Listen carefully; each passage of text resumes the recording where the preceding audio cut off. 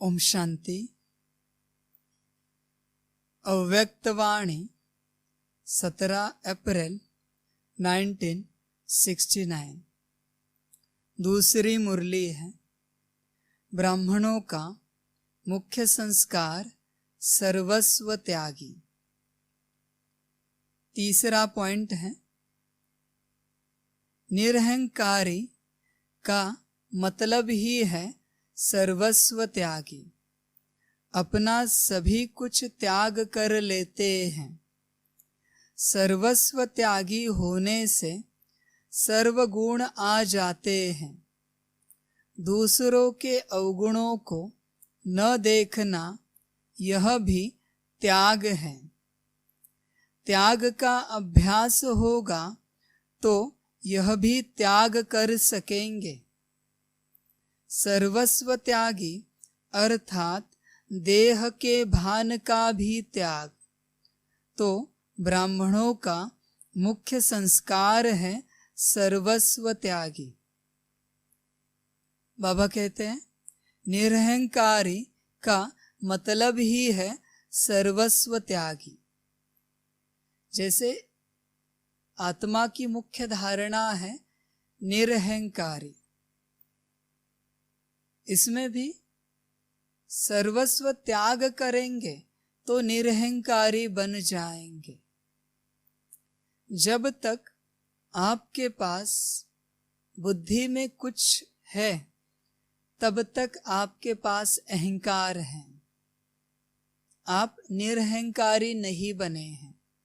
कुछ भी आपके बुद्धि में, लौकिक चीजें हो, वस्तुएं हो, देह का भान हो, आपकी कला हो, आपके गुण हो, आपकी बुद्धि में अगर कुछ है तो उसी से आपको अहंकार आता है।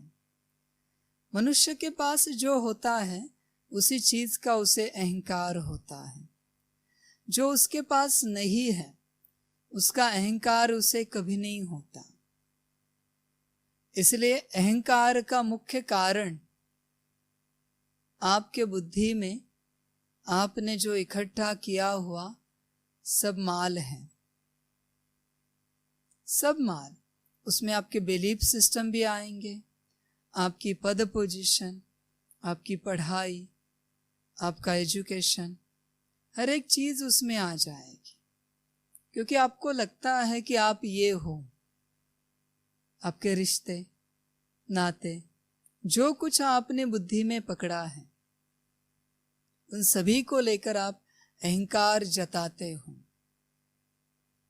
आप जिसमें एक्सपर्ट हो यह आपको लगता है, उस बात का भी आपके पास अहंकार है, आप ना चाहते हुए भी।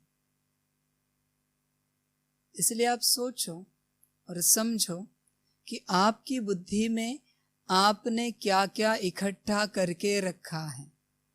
इसे समझो आप, फिर आपको पता चलेगा कि सच में हम अहंकार से भरे हुए हैं। निरअहंकारी बनना यह कोई मासी का घर नहीं है, यह कोई खेल की बात नहीं है। उसे समर्पण ही चाहिए। इसलिए अपनी बुद्धि को चेक करो। हर एक वो छोटी सी छोटी बात जिस पर आप डटे हो वो आपका अहंकार है। हर एक छोटी से छोटी बात जिसमें आपका बिलीफ सिस्टम बाहर निकलता है वो आपका अहंकार है। ये सब अहंकार की बातें हैं। अगर आप सर्वस्व त्याग कर देंगे तो निरअहंकारी बन जाएंगे। फिर जीवन बड़ी सुंदर होगी। फिर ऐसे लगेगा कि ईश्वर मेरा है, बाबा मेरा है और यह सारी सृष्टि मेरी। फिर आपको अनुभव होगा, पाना था सो पा लिया, बाकी क्या रहा। अपने को चेक करना। सर्वस्व त्यागी कितना बने हैं। आपने सुना है, जो आपने त्याग नहीं किया वही आपका पतन करेगा। जो आपने बुद्धि में पकड़ के रखा है वही आपका पतन करेगा। अभी पतन की ओर क्यों जाए जब उत्थान का समय चल रहा है। तो त्याग दो सबको। यह भी सुना है कि देना कुछ नहीं, दान धर्म करने की बात नहीं है, कुछ छोड़ने की बात नहीं है, बस समझ की बात है कि जो कुछ है बाबा का है, ईश्वर का है। बुद्धि से समझ की बात है, मेरा कुछ भी नहीं है। तो अपने त्याग को चेक करो। खान पान का त्याग, धारणाओं का त्याग, यह त्याग कोई बड़ी बात नहीं है, पर बुद्धि से जिसे पकड़ा है उसे त्याग करना यही पुरुषार्थ है, यही सबसे बड़ी बात है। सर्वस्व त्याग, फिर सुख मिलेगा, फिर शांति मिलेगी। आपको अशांत कौन करता है? जो आपकी बुद्धि में है। बाबा है तो वो शांति देगा, बाबा छोड़ के जो कुछ बुद्धि में है वो सब आपको अशांत करेगा। परेशान वही करेगा, दुखी वही करेगा जो आपकी बुद्धि में बैठा है। मनुष्य को ये बात समझ में नहीं आ रही कि बुद्धि में क्यों पकड़ के रखें। क्या साथ लाया था जो बुद्धि में पकड़ के आपके साथ जाएगा? जो कुछ लिया यही से लिया, जो दिया यही दिया। तो जो आपको मिला है इस्तेमाल करने के लिए मिला है, बुद्धि में पकड़ के नहीं रखो। ये आपका शरीर भी आपको पार्ट बजाने के लिए मिला है, इस्तेमाल करने के लिए मिला है, कार्य करने के लिए, सेवा करने के लिए मिला है। तो इस शरीर को भी क्यों पकड़ के रखें? बहुत बड़ा अभिमान है, ये अहंकार है, हर एक चीज को पकड़ना। तो निरअहंकारी का मतलब ही है सर्वस्व त्यागी, सब कुछ बुद्धि से छोड़ देना और बाबा को पकड़ना बुद्धि में। यही है निरअहंकारी। अपना सभी कुछ त्याग कर लेते हैं। सर्वस्व त्यागी जो होते हैं वो अपना सभी कुछ त्याग कर लेते हैं। सन्यासियों ने समझा कि संसार त्याग दो, घर बार त्याग दो, परिवार त्याग दो, और जंगल में चले गए दुखी करके परिवार को। अगर त्यागना ही था तो बनाया क्यों? आपको लगा कि संसार झंझट है तो उसमें गए ही क्यों? अभी पहली रिस्पॉन्सिबिलिटी है कि उन्हें सुख दो, उन्हें शांति दो, उन्हें संतुष्टि दो। संसार आपने रचा है तो परिवार आपकी जिम्मेवारी है, उनसे भाग नहीं सकते। और किसी की बद्दुआ लेकर आपकी उन्नति कभी नहीं होगी। आप हमेशा इस बात को बुद्धि में याद रखना, क्योंकि आपने जो विकास का रास्ता चुना है वो रास्ता किसी की बद्दुआओं को बनाकर चुना है। किसी को दुख देकर आप विकास करने की सोच रहे हो, किसी को दुखी बनाकर अपनी उन्नति करने की सोच रहे हो। उनका क्या कसूर है जो आप उन्हें दुखी बना रहे हो? समझ की बात है। तो जो रास्ता चुनते हैं, सर्वस्व त्याग करते हैं, वो बुद्धि से किया जाता है। ईश्वर ने आपको जहां रखा है, बाबा ने आपको जहां रखा है, वहां स्वर्ग बनाओ। अपने परिवार को छोड़कर, उन्हें दुखी करके दुनिया में स्वर्ग बनाने निकले हो, कहां से बनेगा? एक परिवार को 4 लोगों को 6 लोगों को आप सुख नहीं दे सकते तो पूरे विश्व का स्वर्ग कैसे बनाएंगे आप? और बड़े अभिमान से कहते हैं कि हम स्वर्ग बनाने वाले हैं, मास्टर रचयिता है। ताकत है तो 4 लोगों के परिवार को स्वर्ग बना के दिखाओ। बाबा कहते हैं ना, गृहस्थ व्यवहार संभाल के पुरुषार्थ करो, छोड़ के पुरुषार्थ नहीं करो। तो जो त्याग करना है वो बुद्धि से करना है। बुद्धि से जिसने त्याग किया उसे रास्ता अपने आप मिलता जाता है।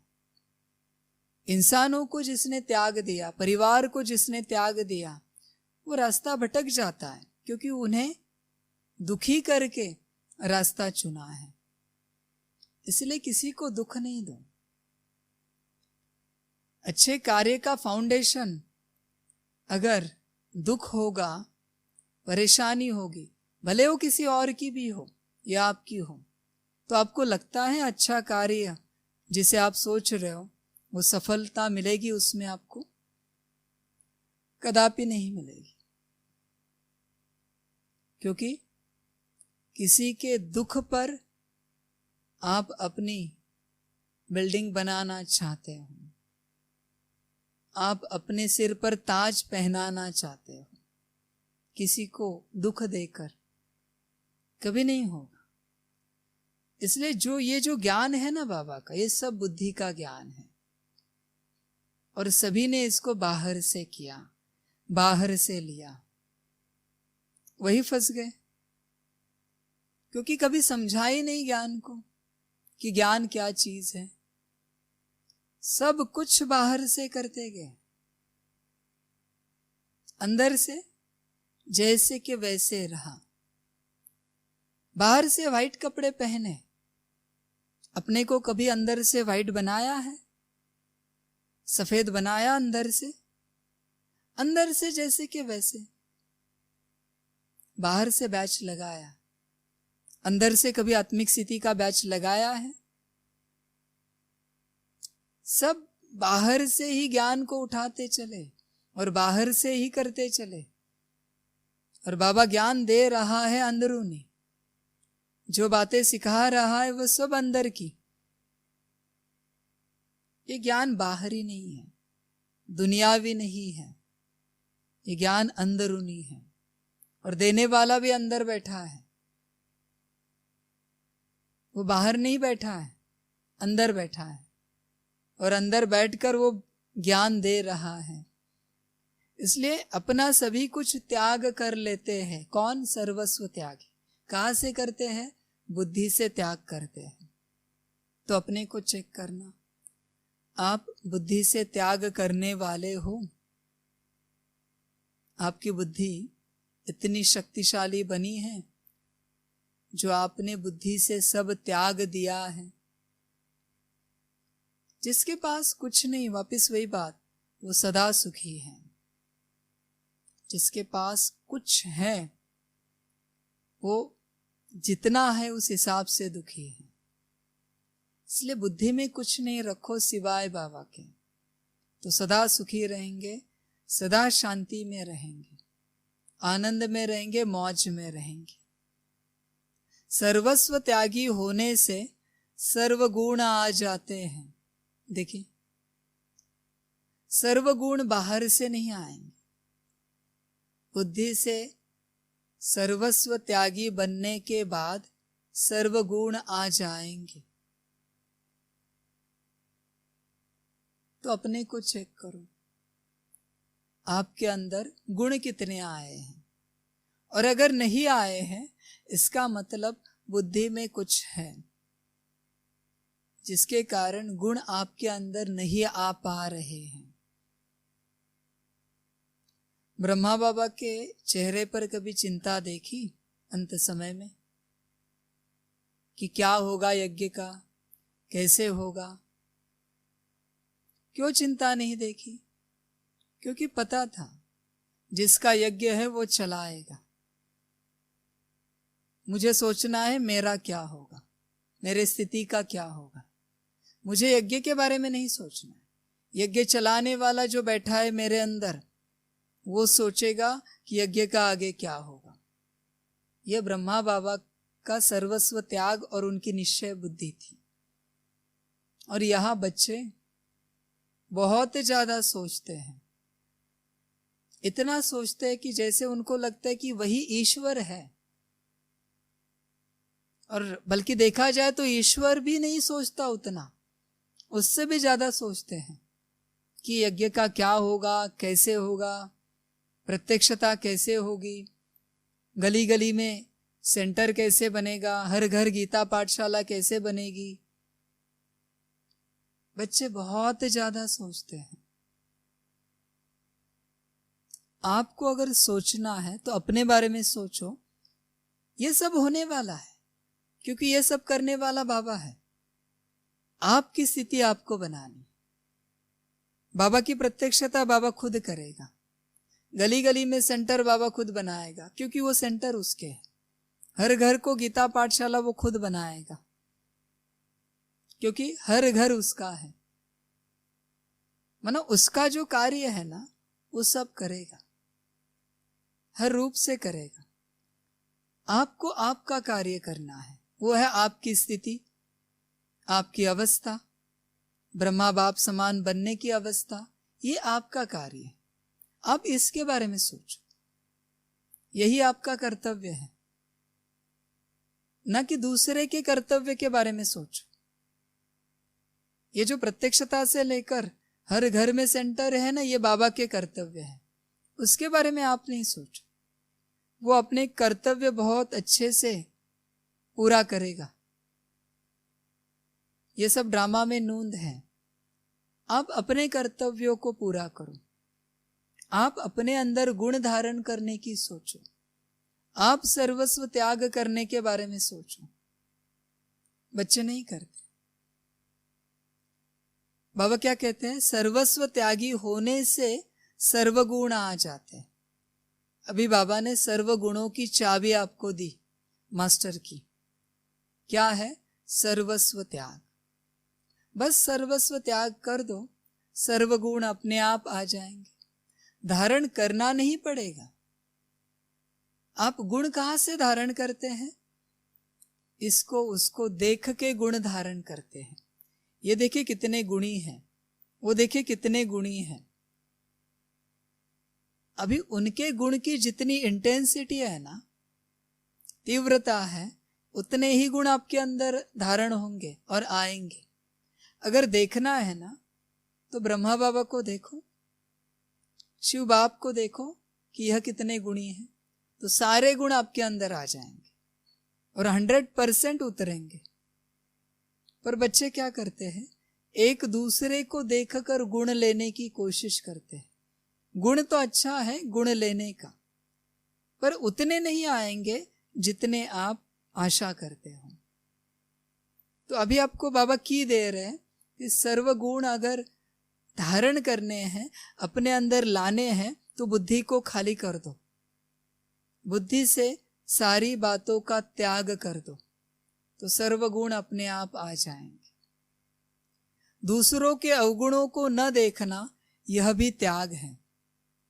जब तक आपकी बुद्धि में कुछ न कुछ है, तब तक आपको दूसरों के अवगुण दिखेंगे, तब तक दिखेंगे। गुण नहीं दिखेंगे, अवगुण दिखेंगे। ये ऐसे है, वो वैसे है। बाबा कहते हैं ये उनके अवगुण न देखना, यह भी एक त्याग है। अभी उनके अंदर अवगुण है, आए कहां से? ड्रामा अनुसार। अगर ड्रामा अनुसार उनके अंदर अवगुण है, तो आप उनके अवगुणों को क्यों देख रहे हो? उनकी चर्चा क्यों कर रहे हो? लोगों में वो बातें क्यों फैला रहे हो? वो भी तो उनका ड्रामा है। रावण के अंदर अवगुण थे, कहां से आए? ड्रामा अनुसार ही तो आए ना। राम जी के अंदर गुण थे, कहां से आए? ड्रामा अनुसार ही तो आए ना। समझ की बात है। तो अगर ड्रामा है और किसी के अंदर अवगुण है ड्रामा अनुसार, एक दिन वो गुणी बन जाएगा, एक दिन वो गुणी बन जाएगा, ये आपको पता है। तो उनके अवगुणों को आप क्यों देख रहे हो, क्यों उनकी चर्चा कर रहे हो? बाबा देखे और बाबा उसके ऊपर शिक्षा दे, अलग बात है, क्योंकि बाप है, बाप को सिखाना है। आप मत देखो एक दूसरे के अवगुणों को।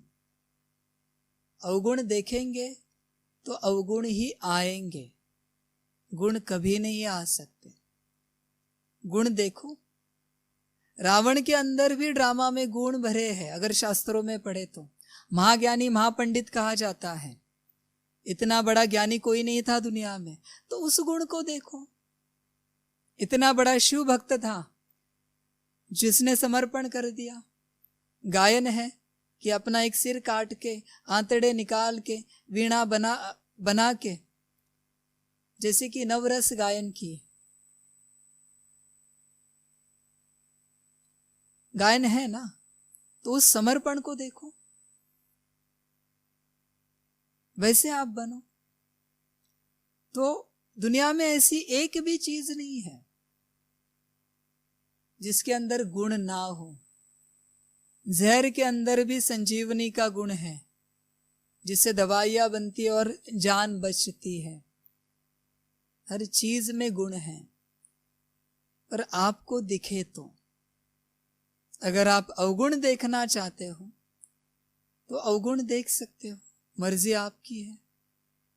इस दुनिया में हर चीज को ड्युअलिटी में बनाया गया है। समझने वाले समझे, हर चीज ड्युअलिटी में बनी है। आपको जो देखना है वो आप देख सकते हो। इसी को ड्रामा कहते हैं, जिसमें ड्युअलिटी हो। क्या देखना है, मर्जी आपकी।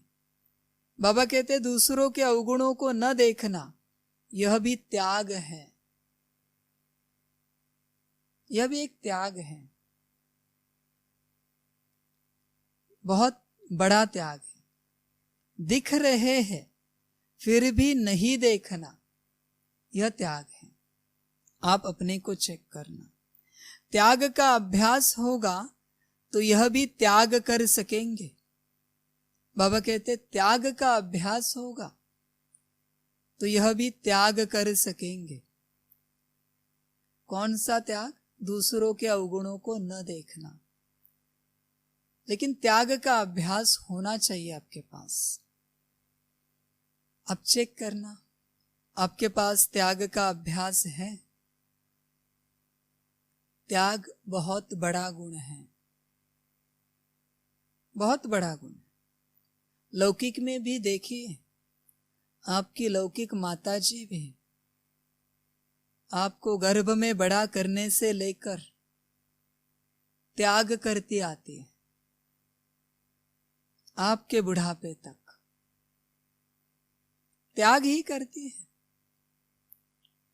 कभी वो खुद नहीं खाएगी लेकिन आपको खिलाएगी, त्याग ही तो है। त्याग जिनके अंदर है वो बाहर में दिखता है, लौकिक बातों में। ऐसे नहीं कि आज बाबा ने कहा इसलिए कल से एक दूसरे को चीजें देना शुरू करो, ये दिखावा होता है। त्याग दिल से होता है। जहां जरूरत होती है वहां आप देते हो, वो त्याग है। आप जरूरत को समझ के, समय को समझ के किसी और को प्रायोरिटी देते हो कि पहले आप, वो त्याग है। कोई शरीर से बूढ़े व्यक्ति आए, आप कुर्सी पर बैठे हैं, लेकिन आपने उन्हें कुर्सी दी, आपको दिखा कि आपसे ज्यादा जरूरत उनको है, आप नीचे बैठ गए, ये त्याग है। त्याग को समझ लीजिए। जब परिवार में त्याग को समझेंगे तो वही त्याग समाज में और दुनिया में पहुंचेगा। परिवार में त्याग समझना बहुत जरूरी है।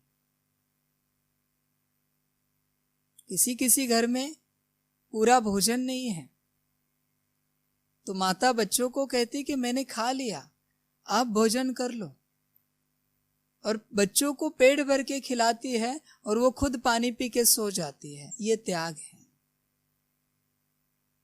समझ की बात है।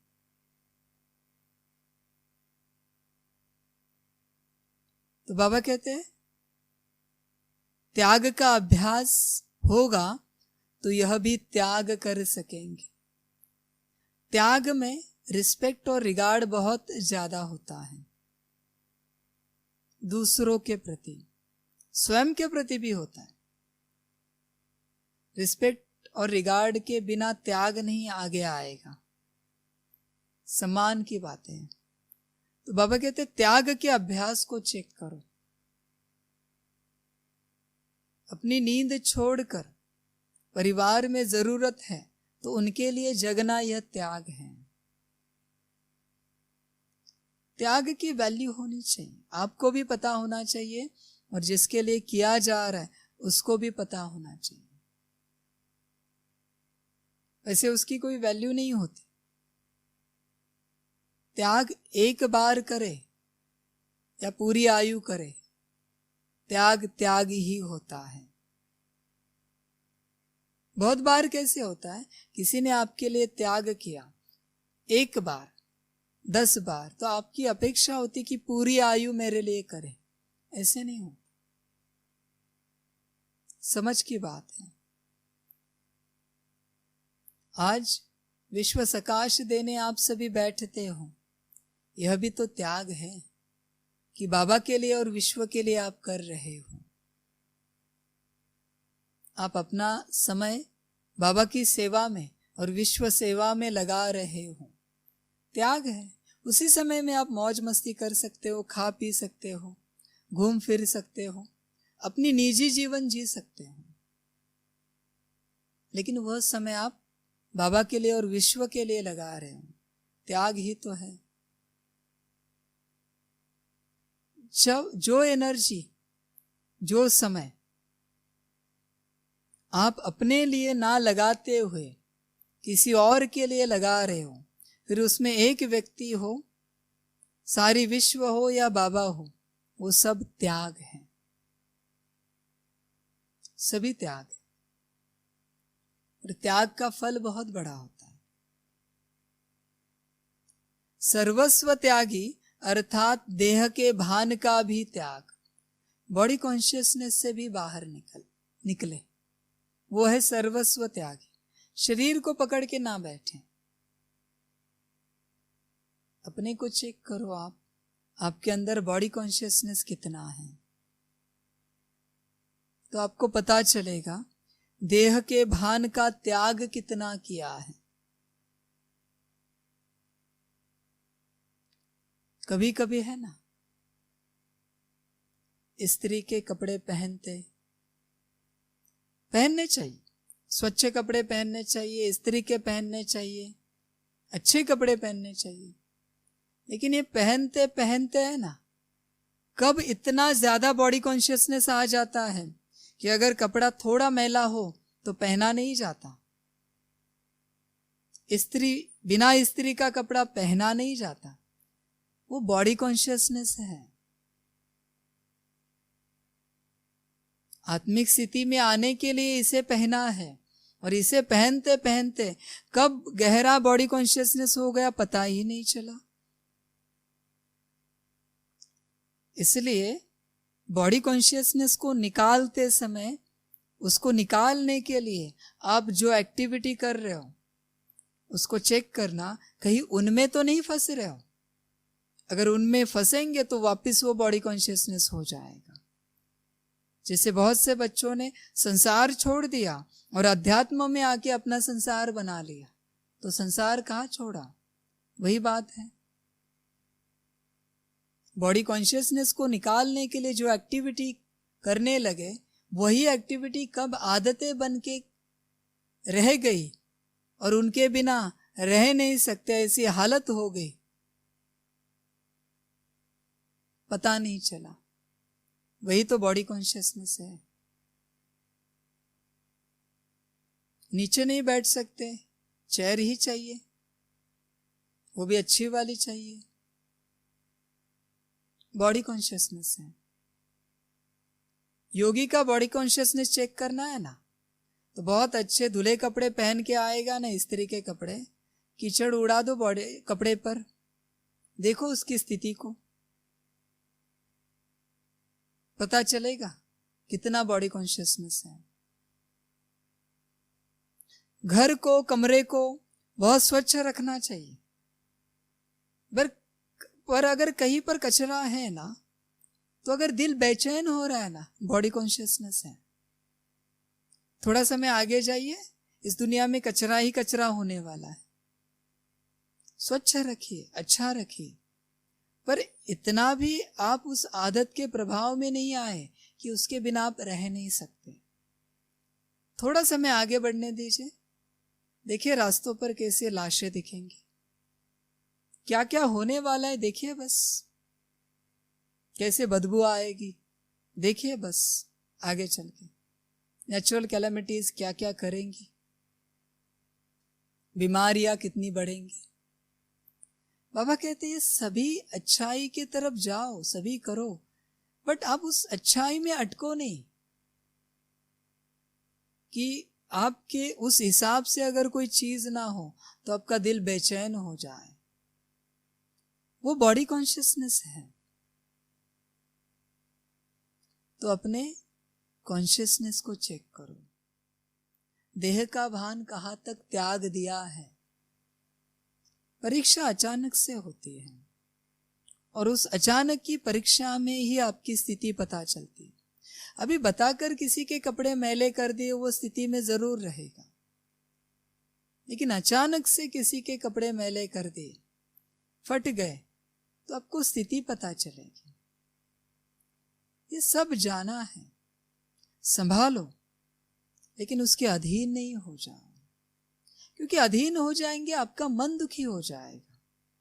वो कपड़ा फटा मैला हो गया तो मन दुखी हो जाएगा, मन दुखी आत्मा दुखी। फिर पाया क्या आपने? इतना समय पुरुषार्थ करके पाया क्या? तो आपकी ऐसी कोई आदत अध्यात्म में आने के बाद वो इतनी गहरी आदत ना बने जिससे आप खुद परेशान हो जाओ। चेक करो अपने। बड़े बड़े लेक्चरर कहते हैं आध्यात्मिक कि एसी के बिना हमें स्टेबल रहना चाहिए, लाइट चली जाए फिर भी स्थिर रहना चाहिए। और जब उनके पास लाइट चली जाती है और खुद जब उस सिचुएशन में आते हैं तो स्थिति हिल जाती है।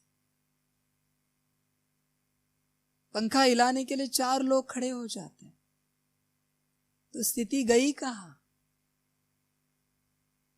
बड़े बड़े जो लोग होते हैं, जो अपने को बड़ा समझते हैं, जो अपने को बड़ा समझता है वो कभी बड़ा होता नहीं, क्लियर बात है। बड़ा समझते हैं और अपने ज्ञान में कहते हैं हमारी स्थिति सदा स्टेबल रहनी चाहिए। क्लास में कहते हैं, पर उसी क्लास में उनके हिसाब से अरेंजमेंट ना होना, व्यवस्था ना होना, तो स्थिति कहाँ और क्लास कहाँ? दिखता है, चेहरे से पता चलता है। बाबा कहते हैं साधारण रहो बाहरी रूप से, फिर पता चले आपकी स्थिति क्या है। तो देह के भान को त्याग दो। कितना देह भान पकड़ेंगे? देह भान से नुकसान ही होने वाला है, आप दुखी ही होने वाले हैं। इसलिए ज्ञान में आने के बाद जो जो आपकी आदतें हो गई हैं, कहीं वो आपके संस्कार तो नहीं बने हैं, चेक करना। वही संस्कार आपको परेशान करेंगे, क्योंकि बाबा कहते हैं कि ब्रह्मा बाप समान संस्कारों को धारण करो। और जो संस्कार आपको परेशान कर रहे हैं ना, वो संस्कार ब्रह्मा बाप समान नहीं है। ब्रह्मा बाप समान जो संस्कार होंगे वो सुख देंगे सदा, आपको भी देंगे और आपसे दूसरों को भी देंगे। इस बात को समझो, बहुत गहरी बातें हैं। सोल कॉन्शियसनेस का स्टडी करते करते कब सोल कॉन्शियसनेस के बॉडी कॉन्शियसनेस में आ गए ये भी पता नहीं चला। ऐसी अवस्था हो गई है सभी की। समझ की बात है। लाल लाइट ही चाहिए योग करने के लिए, बॉडी कॉन्शियसनेस है। गीत ही बजना चाहिए, बॉडी कॉन्शियसनेस है। कमेंट्री ही लगानी चाहिए, बॉडी कॉन्शियसनेस है। चेयर ही चाहिए, नीचे बैठने के लिए अच्छा कुछ बिछाने के लिए चाहिए, बॉडी कॉन्शियसनेस है। वाइट कपड़े ही चाहिए, बैच लगा के ही चाहिए, बॉडी कॉन्शियसनेस है। सामने बहुत बड़ी ट्रांसलाइट चाहिए, बॉडी कॉन्शियसनेस है। ये सब कुछ बॉडी कॉन्शियसनेस में आ जाता है। हो अच्छा है, बेहतर है, नहीं हो तो भी योग लगे आपका, आपकी स्थिति कायम रहे। अंत समय में यह सब कुछ नहीं मिलेगा। पता नहीं किसके ड्रामा में अंत समय में क्या है। आप इस आशा में नहीं रहना कि आपके ड्रामा में सब कुशल मंगल होगा अंत समय में। यह भी बॉडी कॉन्शियसनेस है, क्योंकि कुशल मंगल रहेगा तो हम अच्छे से योग कर पाएंगे, और अगर नहीं होगा तो क्या याद नहीं करना है बाबा को? तो बहुत से बच्चे इसी आशा में हैं कि बाबा है माना हमारे जीवन में अंत तक सब कुशल मंगल रहेगा।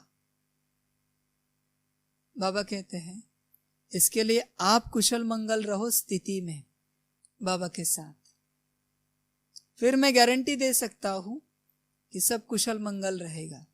लेकिन आपका निश्चय किसी दिशा में, समर्पण किसी दिशा में, अब सदा हिले डुले रहते हो, कहां से कुशल मंगल रहेगा? आपको बाबा कहते हैं आपको मेरे ऊपर कोई निश्चय नहीं है, ना आपकी सच्ची दिल है, ना आपका समर्पण है, और आप आशा रखते हो कि सब कुशल मंगल रहे। कहां से रहेगा?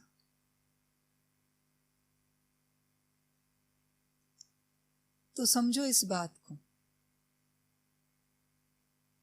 आपके साथ उतना ही कुशल मंगल रहेगा जितना आपका निश्चय है, जितनी आपकी सच्ची दिल है, और जितने आप समर्पण बुद्धि हो।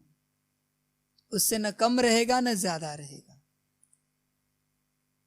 पुरुषार्थ एक बाजू में है और ये तीन बातें एक बाजू में है। इसलिए बाबा कहते हैं देह के भान का भी त्याग करो, और मैं जो शिक्षाएं दे रहा हूं उसे धारण करो। तो सर्वस्व त्यागी अर्थात देह के भान का भी त्याग, सदा सोल कॉन्शियसनेस अवस्था। बाबा ने जैसे रखा है, जहां रखा है, उसे स्वीकार करें। यह है देह का भान त्याग करने वाले। तो बाबा कहते अपने को चेक करो, अपनी अवस्था को चेक करो। अच्छा, ओम शांति। सभी बच्चों को बाप की पदम गुणा याद, प्यार, गुड नाइट और नमस्ते। सदा खुश रहना, मौज में रहना और बाप की याद में रहना। और अंत का समय है तो बाबा अभी भी कहेंगे हो सके तो बॉडी कॉन्शियसनेस निकालने की कोशिश करना, हो सके तो करना, वरना ड्रामा, मर्जी आपकी। अच्छा, ओम शांति।